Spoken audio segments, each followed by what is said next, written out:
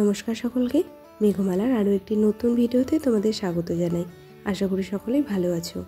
আগের ভিডিওতে তোমাদের সাথে শেয়ার করেছিলাম কলেজে বন্ধুরা মিলে যেসব আলপনা দিয়েছি। আজ তোমাদের সাথে পুজোর ভিডিও শেয়ার করছি। আমাদের কলেজে রবিবার দিন পুজো ছিল, তো সকাল সকাল উঠে যখন স্নান করতে যাব দেখি না চারিদিকটা একদম কুয়াশায় ভর্তি। তবে হ্যাঁ, কুয়াশা ছিল বটে, কিন্তু ঠান্ডা তেমন ছিল না। আর সেই ছোটোবেলা থেকে দেখে আসছি এই সরস্বতী পুজোর দিনটায় সকাল সকাল উঠে স্নান করে শাড়ি পরে রেডি হয়ে পুষ্পাঞ্জলি দিতে যাওয়ার মধ্যে যে আনন্দ, সেদিনটা মনেই হয় না ঠান্ডার কথা। তো সকাল সকাল রেডি হয়ে চলে এসেছি কলেজে, আর আমার দায়িত্ব ছিল ফল কাটার। আর আমাকে এই কাজে সাহায্য করেছে সুমন ভাই আর রাজকুমার দা। তবে আমাদের যাওয়ার আগে এক কাকিমা এসে কিছুটা ফল কেটে দিয়েছিল। আর এইদিকে পুরোহিত মশাই চলে এসেছে, পুজো আরম্ভ হয়ে গেছে।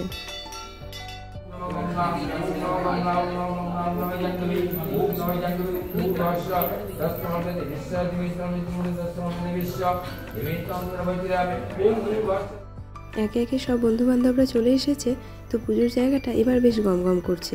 আর ওই যে দূরে দাঁড়িয়ে অনুসুয়া, চিনতে পারছো ওকে? ওর সেই বিয়েতে গিয়েছিলাম, তোমাদের সাথে ভিডিও শেয়ার করেছিলাম। তো ওর হাজব্যান্ডকে নিয়ে এসেছিল, দেখতে কি মিষ্টি লাগছে ওকে। আর এইদিকে সায়নী হাই করে দিল। আর অনুষার পাশে দাঁড়িয়েছিল সময়িতা, ওকেও ভীষণ মিষ্টি লাগছিল। শাড়ি পরলে কাকে না ভালো লাগে বলো? আর আমার পাশে বসেছিল বৃষ্টি, অনিন্দিতা। এদিকে মায়ের পুজো চলছে, একে একে চক্ষুদান, মায়ের আরতি, হোম, তারপর সকলে মিলে পুষ্পাঞ্জলি দিলাম।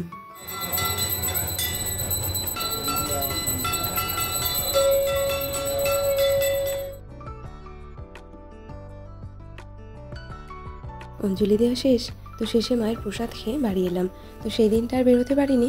পরের দিন বন্ধুদের সাথে এবং আমার বোনের বন্ধুরাও একসাথে বেরিয়েছিলাম, সাথে আমার ভাইও ছিল। ওই বাড়ির কাছাকাছি কিছু জায়গায় ঘুরতে।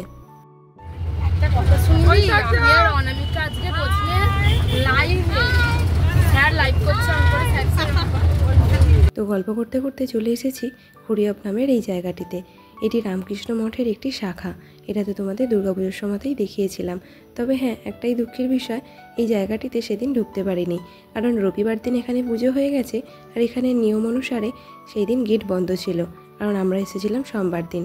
কত লোক যে ওখান থেকে ফিরে এসেছিল। কি রে বল, কেমন লাগছে বন্ধুকে পেয়ে?